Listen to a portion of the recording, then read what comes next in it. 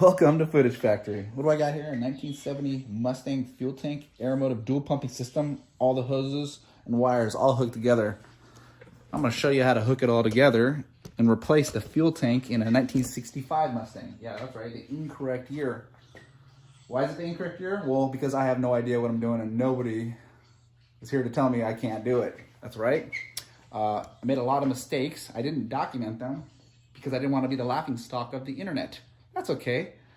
Now I have a fuel system which is hooked up and ready to go. I need to do an in-depth review on the Aeromotive dual pumping fuel system. Maybe I'll do that next time, but in this video I'm going to show you how to marry the fuel tank to the fuel system and how to flip the switch and get it pressurized and running. Watch this video that I documented for you and maybe we can learn something together. It's gonna be amazing. Who needs a new fuel tank for the 1965 Mustang? This guy. Why? Because the old one was full of rust and grimy stuff and little monsters and went to fuel tank heaven. Plus I need a larger capacity because I'll be running E85 and need more fuel fun flow. Look, CJ Pony Parts has a stock fuel tank for $220, but I can't have that because I'm literally gonna be ripping the thing open to install a dual pumper from Aeromotive so I can achieve astronomical horsepower. For $200, I ain't ripping this thing open. I need to find me a discount. I gotta save me a little bit of money, so I did some interneting and I found a gas tank for a 1970 Ford Mustang and Mercury Cougar from Amazon. Link below. I don't mind ripping into that for half price, but if you read the description, it's the incorrect year. But look, it has 22 gallons, 6 more gallons of fun. So follow me down the rabbit hole as I order the incorrect year fuel tank for my 65 Mustang and see how well things turn out. Upon initial inspection of this gas tank, aside from the corner being bent, it appears that the holes are different on the gas tank itself from the vehicle. Maybe some old-timer can explain to me why the holes on a 1965 Mustang are different than the holes on a 1970 Mustang, but the dimensions are still the same. Yeah, real head scratcher right there. It's at this moment that I realize my gamble paid off. The wrong year is fitting in the wrong car. The only problem is that the corner's bent, so I gotta use my handy dandy vice grip to bend that corner back into place. I told you I was gonna show you how to wire this thing, but I'm a fibber, I'm a liar. We're gonna have to push that back for a later video because it's gonna require its own segment. This is just a real basic video. It's a love story. It's a love story about a fuel tank and a fuel system.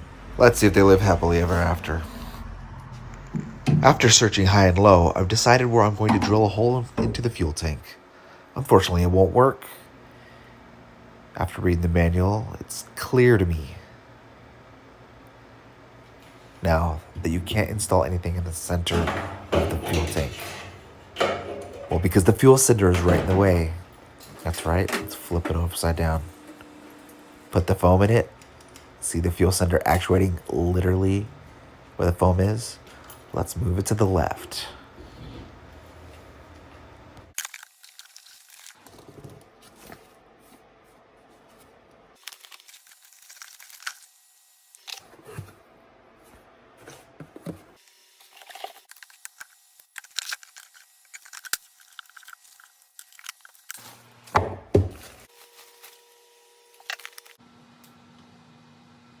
Make sure when you install this, you read the directions extra well and don't install this sideways like this picture right here.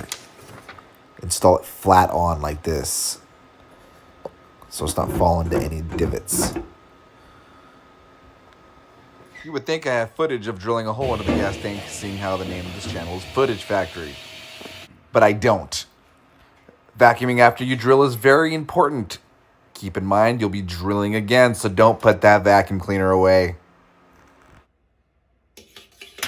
I've noticed that using a magnet in tandem with the vacuum cleaner is a swell way of catching the debris that you missed the first time around, especially after the third and fourth pass. Make sure you get out all that stuff. Assembly lube is a great way to lube up that seal so it slips right off when you tighten it down, so when you're putting gas in at a later date, it spills all over the freaking place. But put it on anyways.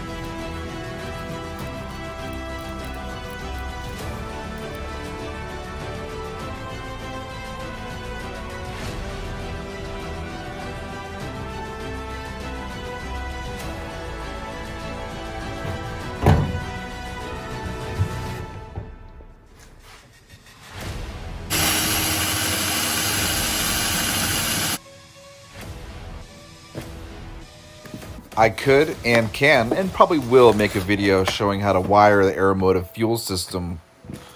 But this is just a taste of what it looks like right there. You can see the positives, negatives, ground, yada yada. Remember earlier in the video when I was telling you about my delicate thin skin and how I couldn't handle the ridicule from the internet if I made a mistake? The first test pressurization of the system was a fiasco.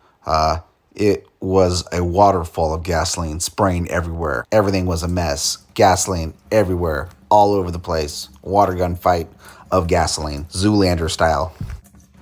I still smell like gasoline when I went to bed. I made the bed smell like gasoline. The bed smelled like gasoline the next day.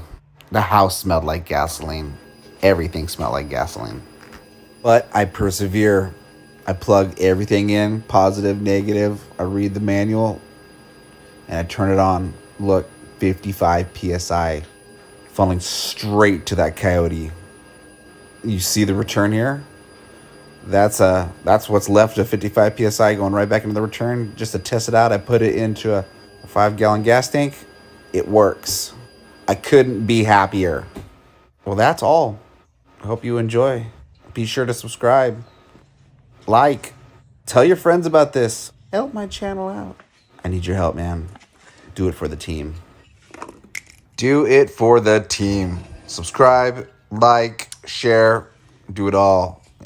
And be sure to comment for the team.